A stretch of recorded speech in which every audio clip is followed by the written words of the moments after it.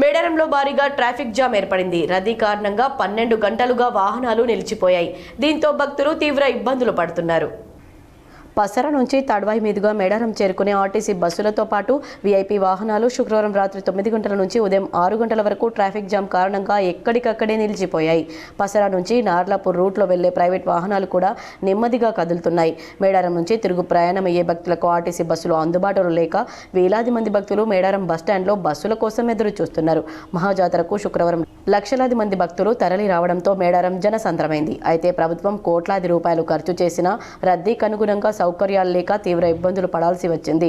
గద్దెలకు రెండు వైపులా ఉన్న క్యూలైన్లలో కనీస వసతులు లేని కారణంగా క్యూలైన్లలోనే కుప్పకూలిపోయారు. దూర ప్రాంతాల నుంచి వ్యయ ప్రయాసల కోర్చి తల్లుల దర్శనానికి వచ్చిన వారికి తీవ్ర నిరాశ ఎదురైంది.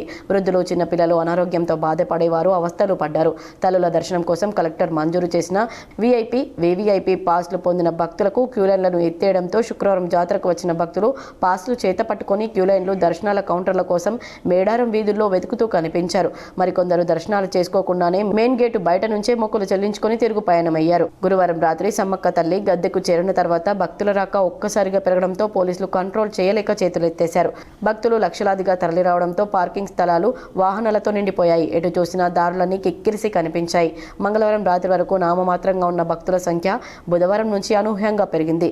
2020 మహాజాతరలో 6,000 మరుగుదొడ్లను నిర్మించగా ఆర్డబ్ల్యూఎస్ అధికారులు ప్రస్తుతం 5,600 నిర్మించారు. బ్యాటరీ ఆఫ్ ట్యాప్లను గత జాతరల కంటే తక్కువ సంఖ్యలో ఏర్పాటు చేశారు. భక్తుల సంఖ్యకు అనుగుణంగా ఏర్పాట్లు లేకపోవడంతో ఇబ్బందులు పడ్డారు. శనివారం తల్లుల వన ప్రవేశంతో జాతర పరిసమాప్తం కానుంది.